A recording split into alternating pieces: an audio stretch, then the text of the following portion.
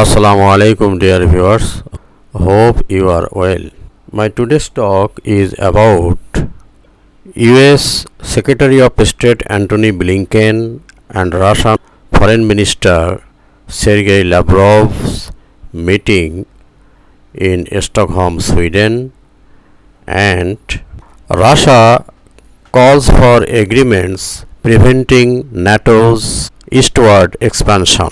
The US Secretary of State Antony Blinken and Russian Foreign Minister Sergei Lavrov met Thursday in Stockholm, Sweden, amid growing concern among Western powers that Russia is seeking to invade Ukraine. Blinken said he and Lavrov would report the details of their meeting back to President Joe Biden and President Vladimir Putin, and that the two presidents may have the opportunity to speak directly in the near future. The two foreign ministers meeting held on a sideline of the OSCE summit. Their 30-minute conversation did not yield a concrete path forward, but both sides agreed to continue diplomatic conversations, a senior US State Department official told reporters traveling with the top US diplomat. In remarks to the press after meeting with Lavrov, Blinken said he had made very clear our deep concerns and our resolve to hold Russia responsible for his action, including to work with European allies to impose severe costs and consequences on Russia if it takes further aggressive action against Ukraine. The meeting comes a day after Blinken issued the most forceful US warning yet to Russia about any attempt to destabilize or invade Ukraine.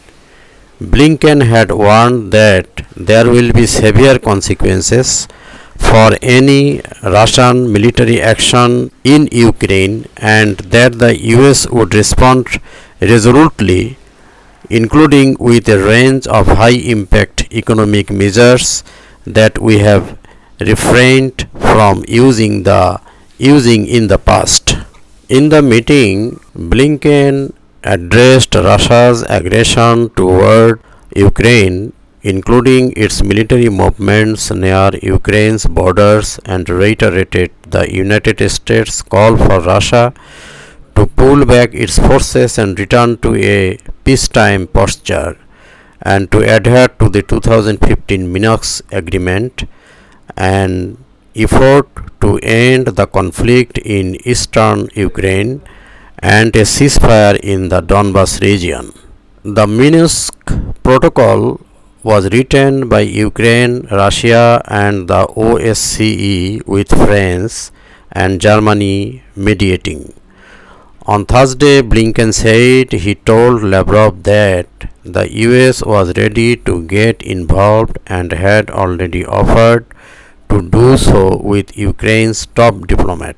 Russian Foreign Ministry spokeswoman Maria Zakharova said in a statement that a recent meeting of NATO foreign ministers once again showed the alliance's obsession with the fight against imaginary threats instead of cooperating with others in combating real challenges. She said the only way to resolve Europe's deplorable security situation is for Moscow and NATO to develop long-term agreements preventing the alliance's eastward expansion. She said since the end of the Cold War, Russia has repeatedly received assurances that NATO's jurisdiction and troops will not move an inch eastward. All these promises were forgotten and left unfulfilled. The current deplorable security situation in Europe is the result. We are confident that the only way to resolve the situation is to jointly develop long-term agreements that would prevent NATO's further expansion to the east and the deployment of weapons systems that threatens us in the immediate vicinity of Russia's borders. She also said Ukraine's accession to NATO is a red line for us and we have been talking about it for a long time.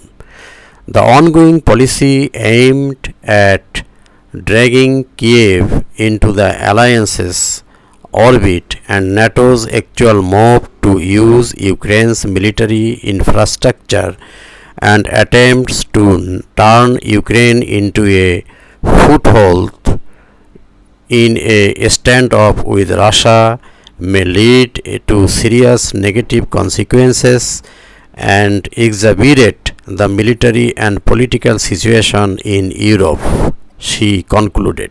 Thank you. Assalamu alaikum.